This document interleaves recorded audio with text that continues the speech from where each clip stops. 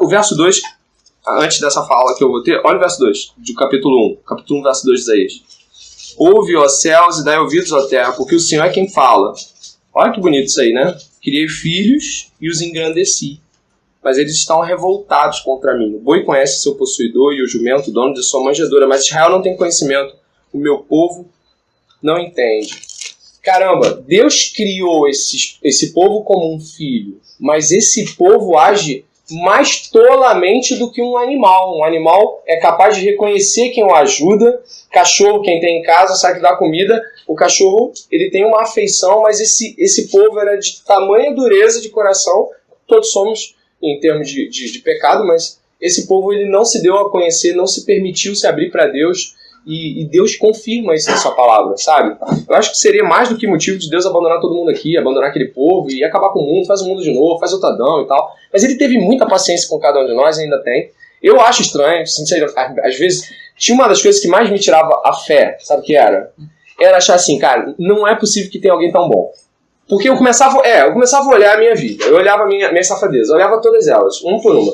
Eu falei assim, pô, desde um dia que eu acho que eu me converti, de lá pra cá, eu continuei fazendo coisas erradas também. Claro, a gente vai mudando, a gente vai sendo transformado. Mas eu achei estranho. Uma vez eu ouvi uma pregação que ela falou assim, cara, Deus ama você incondicionalmente. Mas não é possível, cara. Eu acho que a coisa que mais me tirou o sono várias vezes era Deus ser tão bom. Porque eu não podia ver alguém tão bom assim, mas há. E eu acho que quando pregamos um Deus amoroso, não significa de forma alguma que pregamos um Deus mais fraco. Mas eu creio que Deus, na sua totalidade, ele possa ser expresso em amor, quando Moisés ele termina o tratado de Deuteronômio, no finalzinho, lá do 30 para frente, depois que ele revisa a lei todo com o povo. É interessante porque ele vai falar assim, eu brinquei com uma galera esses dias, imagine você estar sentado com Moisés já bem velhinho, e aí você fala, e aí Moisés, como é que foi essa relação tua com esse povo? Foi boa, aprendi muita coisa. E eles mudaram? Não mudaram não. Estou com Josué e Caleb aqui, mas não mudaram não. Mas assim, o que é fácil para mudar? Eu acho que Moisés poderia recitar todo o Levítico, pegar o 10 mandamentos, mas sabe o que ele fala? Ama a Deus. Ama a Deus de todo o teu coração, de toda a tua alma, de toda a tua força. Caramba, eu acho o resumo de Moisés da lei algo mais ou menos como, a coisa se resume no amor. Esse povo não amou a Deus. Em dado tempo, ele simplesmente amou a si mesmo. Ou quase todos os tempos, né, desde o deserto. E é o que nós fazemos, nós nos amamos o tempo todo. E aí Deus nos ama o tempo todo. E esse amor nos constrange. E a gente devia estar constrangido e deve estar constrangido aqui hoje por conta desse amor. Né? É um amor estranho. É um amor... Desculpa, eu falo muito. Sou prolixo. Mas assim, esses dias eu estava falando com uma pessoa que é cética, de que uma das coisas mais maravilhosas que ela pode perceber em termos de que Deus existe é de que ela espera que receber um amor que os humanos não são capazes de dar. Sabe? Eu perguntei à pessoa, você espera se casar? Ela falou que sim, uma menina. Você espera ser traída? Ela, não. Você espera que a pessoa te compreenda em cada momento da sua vida, dificuldades? Ela, com certeza. Você espera que a pessoa, se você ficar sem as pernas, sem os braços, sem os peitos, só um tronco de mulher assim, você espera que a pessoa te abandone? Ela, não. Falei, cara, só que o que você está esperando, só um Deus pode dar. Então, se nós somos aqueles que esperam aquilo que nenhum ser humano pode dar, aí, parafraseando C.S. Lewis, é porque o que nós esperamos não está nesse mundo. Nós esperamos por Deus, e pelo seu amor. E Ele está aqui essa tarde. Né? Louvado seja Deus, né? Amém. Vai, meu irmão. E logo no versículo 11 também, ele coloca uma coisa muito interessante. Ele diz assim, porventura tropeçaram de modo que caíssem? De maneira nenhuma. Antes, pelo seu tropeço, veio a salvação dos gentios, para os incitar à emulação. Ora, se o tropeço deles é a riqueza do mundo, e a sua diminuição a riqueza dos gentios, quanto mais a sua plenitude.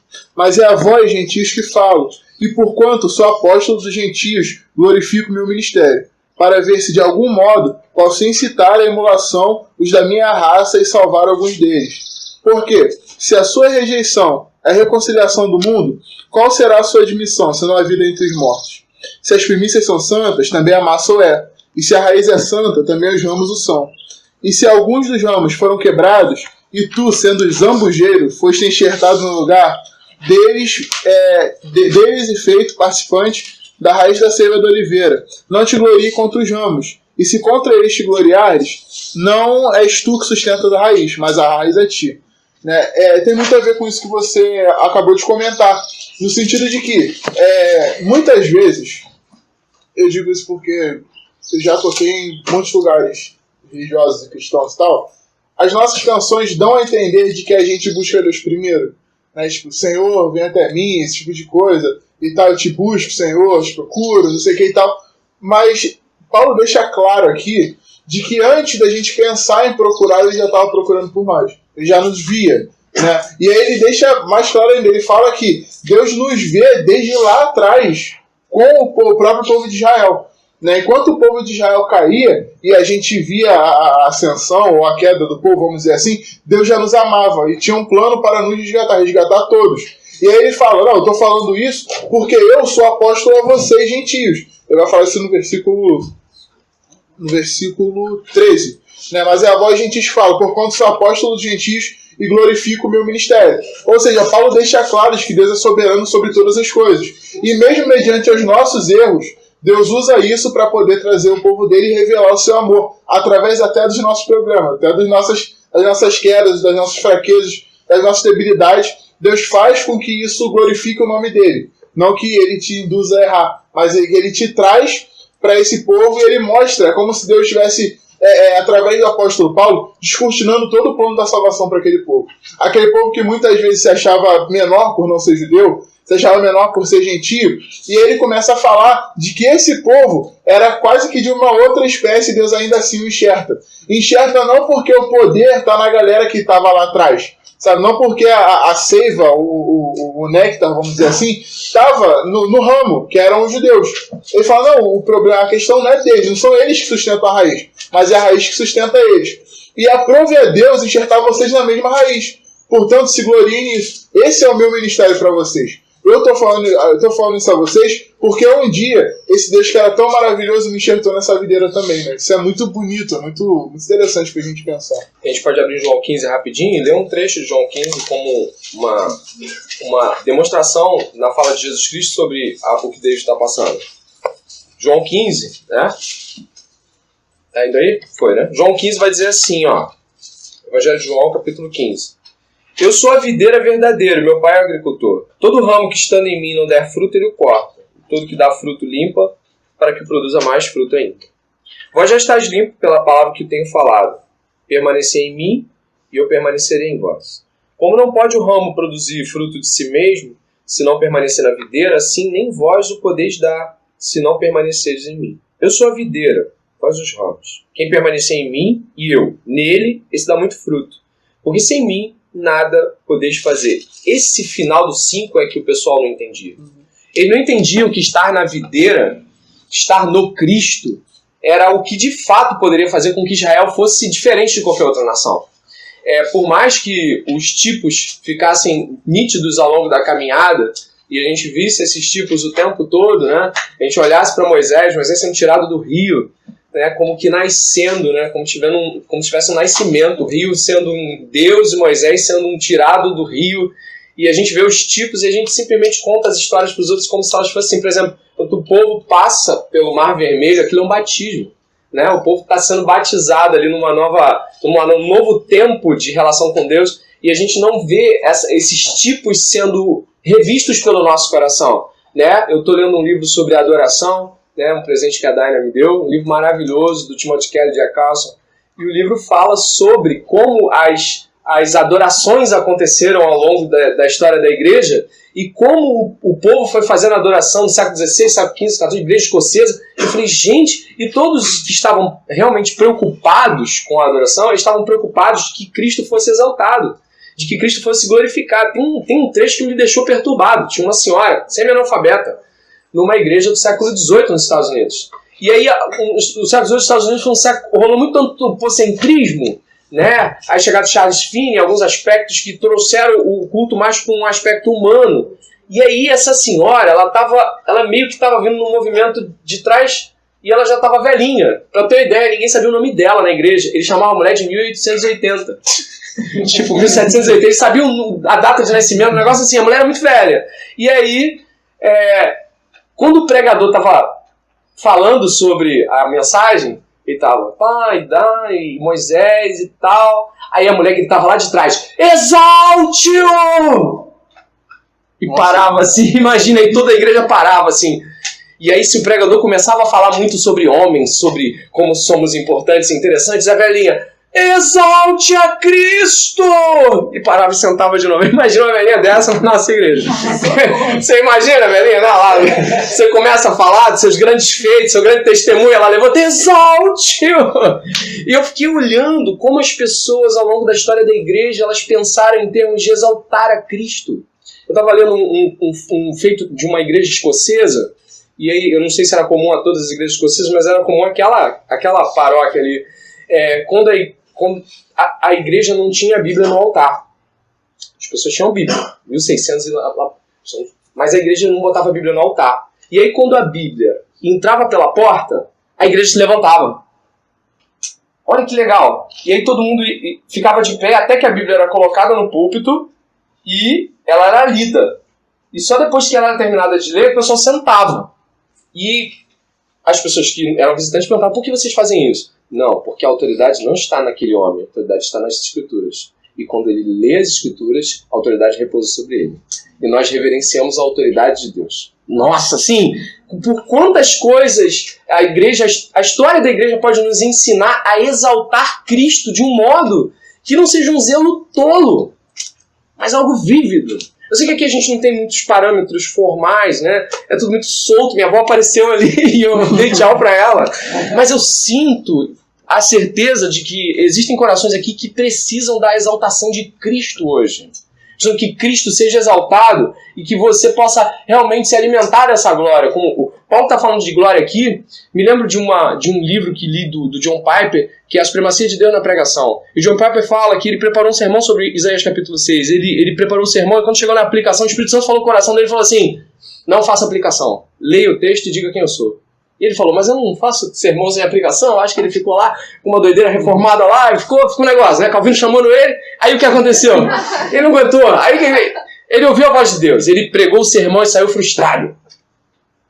O sermão foi Isaías capítulo 6, sobre Isaías ter visto Deus, sua glória e os serafins. Aí na semana seguinte, um casal chegou e falou assim, pastor Piper, o que o senhor pregou na semana passada nos ajudou a entender que Deus está sob o controle de todas as coisas. Nossa filha foi molestada naquela semana por um parente. E nós não sabíamos se Deus era de fato quem Deus era. Quando o Senhor disse sobre Deus, em Isaías capítulo 6, eu pude ter certeza que eu posso confiar naquele ser. Não precisou de aplicação, precisou de Deus. Grandioso, né? E o John Piper falou assim, nossa... E eu saí de lá descendo como o pior pregador do mundo. Eu não fiz aplicação. Teve gente que deve talvez ter questionado o pastor auxiliar, pô, você não fez aplicação? Mas ele falou quem Deus era. Paulo está preocupado com isso, em Romanos 11. Deus seja revelado para nós aqui. Né? E ele faz um chamado à igreja muito interessante no versículo 16, né, que ele fala, não te glories contra os ramos, e se contra eles te gloriardes, não és tu que sustentas a raiz, mas a raiz é ti. Aí ele passa por no 18, 19 agora. Dirás então, os ramos foram quebrados para que eu fosse enxertado. Está bem, pela sua incredulidade foram quebrados, e tu pela fé estás firme. Não te ensoberbas, mas teme, porque se Deus não poupou os ramos naturais, não te poupará a ti. E no versículo 17, na verdade que era o versículo que eu ia começar lendo, diz assim, ó, foi no final, foste enxertado no lugar dele e feito participante da raiz e da seiva da oliveira. E aí ele continua esse raciocínio até o final do versículo 21. E cara, é muito, muito forte a gente pensar nisso, né, de que o ramo ele é participante tanto da raiz quanto da seiva. A seiva é quase que o sangue da árvore. Né? Então o ramo que está enxertado ali, a partir do momento que ele é enxertado, sangue começa a correr nele. E de acordo com a própria leitura que o André fez de João capítulo 15, né, só é exigido uma coisa de um ramo, ou seja, de um braço da árvore, que ele frutifique. Né? Que ele receba essa seiva, que ele receba esse sangue, trabalhe isso e o exponha em formato de fruto. E aí é que está o pulo do gato. Muitas vezes e com isso eu não quero negligenciar um chamado missionário, evangelístico ou coisa do tipo. Mas muitas vezes a gente contabiliza os ganhos de um cristão. Fala que a gente chega no final do ano e pensa, quantas almas você ganhou para Cristo esse ano? Quantas pessoas entraram na igreja e falaram essa de Jesus cara de fulano? Mas na verdade o fruto não é em números, mas é em frutas. Em frutos, de verdade. O fruto ele está ali a ponto de uma pessoa poder pegar e se alimentar dele. E isso vai saciar a vida de outra pessoa. Não é um galho que cria outro galho, é a raiz que cria. É o senhor da árvore, né? O plantador da árvore que enxerta um galho ali. O galho por si só não tem vida. Ele só é empurrado para fazer aquilo que ele precisa fazer, isso é natural. Né? Às vezes a gente fica lutando com alguns estigmas que a gente tem, de que eu preciso fazer isso, eu preciso fazer aquilo, e a gente esquece que a vida cristã é a coisa mais natural que existe. As parábolas de Cristo todas eram com coisas naturais, era com trabalhar, com comer, com dormir, com cuidar da família, com plantar, com colher, sabe, são coisas naturais, sabe, que a gente age naturalmente. Uma árvore não precisa saber fazer 1 milhão de equações ou pensar sobre a origem do universo para poder frutificar, ela simplesmente frutifica. Porque o sangue, a seiva que passa nela, a impede a fazer isso. Se ela não fizer isso, ela morre, naturalmente. Porque a partir do momento que ela não frutifica, é porque simplesmente a seiva não está passando por ali. E aí ela é arrancada fora. Seja pelo dono da árvore, ou seja por causas naturais. Ela simplesmente cai. Eu queria só dar um exemplo, se não der exemplo, não sou eu, desculpa. Tem uma história infantil, que é uma história que eu acho muito interessante, e eu acho a mais triste de todas. Que é a da galinha dos ovos de ouro. A gente vê a galinha dos ovos de ouro, e, cara, assim, desde pequeno essa história me irritava muito. Porque, eu não sei, pensei que eu tava vendo um negócio que ninguém tava vendo, não é porque eu era muito inteligente, é porque eu ficava triste por aquela galinha, de verdade. E eu ficava triste não porque a galinha morre no final, porque a galinha geralmente morre pra gente fazer um churrasco, alguma coisa do tipo. Só que, cara, parece que ninguém percebe que aquela galinha era estéril. A partir do momento que a galinha tava dando riqueza, o ouro, tava todo mundo... Eu tava lendo a história, tava feliz. Tipo, a galinha tá feliz, tá dando ovo de ouro. No final o cara mata ela e vê que dentro dela não tem ouro. Mas, cara, aquela galinha não gerou nenhum pintinho. Ela viveu a vida inteira gerando riqueza, gerando riqueza, gerando riqueza. E aí chega um momento que ela morre de uma forma banal e a história, vamos dizer assim, a linhagem daquele ser acaba ali. Modo banal e idiota. Não, sim, bem idiota. Né? E é uma história bem ridícula, de criança. Mas a gente, muitas vezes, caminha para isso. A gente olha para a nossa vida comunitária enquanto igreja e parece que se a gente estiver gerando riqueza, tá tudo bem. E aí a gente só vai descobrir que a nossa riqueza não serviu para nada quando a gente morrer. Né? Infelizmente. E a gente não para perceber que o natural seria aquela galinha gerar um ovo normal, que gerasse um pintinho. Talvez não gerasse tanta riqueza, não gerasse tanto ouro, mas seguiria o fluxo natural da vida. Né? E quando a gente pensa nessa árvore que a gente é enxertado, nessa raiz que manda a seiva pra gente, a gente muitas vezes está se tratando enquanto ramos de ouro, no sentido de querer buscar riqueza, no sentido de querer gerar riqueza, gerar lucro o tempo inteiro, e a gente esquece que o máximo que a gente pode gerar é a coisa mais natural possível, que são frutos. São folhas, são frutos, são sombra para outras pessoas. Nada mais que isso. Né? É verdade. Isso é muito importante, porque quando eu estava uma vez com uma situação de uma adolescente, e os pais chegaram para mim e falaram assim, será que tem algum lugar no ministério para ela atuar? Eu falei, senti quase num palco, teatro, assim, vai atuar? Vai atuar? Não sei, vou dar um pedaço da peça pra nós. Não, eu perguntei, não sei se eu fui burro ou não, mas eu perguntei. Eu falei assim, mas atuar como assim, pai? Não, é porque assim, eu tô vendo ela meio apagadinha. Então, de repente, se ela fizer alguma coisa, talvez a gente possa ver esses frutos, né, que Deus tem feito na vida dela. Eu falei, pai, a menina tem 16 anos. Pai, será que a gente pode cogitar que esse tempo todo a sua filha tendo o comportamento que ela tem, ela ser uma estéril espiritual, será que a gente poderia cogitar o fato dela não ser convertida? Não. A filha é batizada. Então, assim, são chancelas de não sei. Então, a gente tem preocupação com o que o David está falando, porque o fruto mostra a árvore. Se der os frutos que a Bíblia diz que são frutos, a gente tem os frutos de Gálatas, a gente tem os frutos que são também aqueles que são os filhos na fé, são as pessoas que você cuida, a pessoa que você ganhou na escola, na faculdade, no trabalho, na família. Isso faz muito sentido. Eu também já vi gente ganhar gente pra Jesus e não tá mais aqui. Tipo, né? Já vi isso também. O cara ganha a pessoa pra Jesus, bota lá e sai correndo e tá no mundo. Mas a gente entende que Jesus usa quem ele quiser também. Mas, irmãos, nós precisamos pensar que quem nos coloca nessa videira é Jesus, que essa seiva é de Jesus, que ele começa essa obra, ele produz o fruto, e de que se de fato você é cristão, se você de fato está em Jesus Cristo, você vai produzir frutos. Já está, provavelmente produzindo frutos, mesmo que talvez não sejam os mais esplendorosos do mundo. Mas você tem, com certeza, produzido frutos. E talvez a gente tenha que sentar para ver, porque talvez você ache que frutos é você ter, sei lá, feito coisas tipo Atos dos Apóstolos já, né, com 20 anos de idade, mas não é. Né? Vou ler um pedacinho mais aqui, tu parou no 20. Agora é o 21 ou 24. Porque se Deus não poupou os ramos naturais, também não te poupará. Considerai, pois, a bondade e a severidade de Deus. Para com os que caíram, severidade, mas para contigo a bondade de Deus, se nela permaneceres. Doutra sorte também tu serás cortado. Eles também, se não permanecerem na incredulidade, serão enxertados, pois Deus é poderoso para os enxertar de novo. Pois se foste cortado da que, por natureza, era oliveira brava, e contra a natureza enxertado em boa oliveira, quanto mais não serão enxertados na sua própria oliveira aqueles que são ramos naturais. O ímpeto humano do julgamento. É aquele ímpeto humano de falar assim, eu sei porque eles foram cortados. O que eles fizeram? E aí Paulo está nos recomendando e fala assim, olha, não é essa visão, não. Não é essa visão. Você está dizendo o quê? Que o que eles fizeram fez com que eles fossem cortados e o que você fez com que você fosse enxertado? O grande problema, das vezes, a gente olhar as pessoas com uma visão de também olha o que ele fez. O problema é nós estarmos buscando um modo de sermos aqueles a serem aceitos. É como se fosse assim. O irmão fala muito bem em público. A irmã faz um trabalho excelente entre os moradores de rua. E aí você olha, aquele irmão se desencaminhou, ficou um tempo no banco da igreja e se desencaminhou. Aí você olha e fala assim, também? Pergunta bem ele o que eu estou fazendo meia-noite e pouca ali com os mendigos. Entendeu? Também, olha o que ele fez. Também, olha o que eu estou fazendo. Paulo tem uma preocupação, é o seguinte, olha, cuida aí, meu irmão.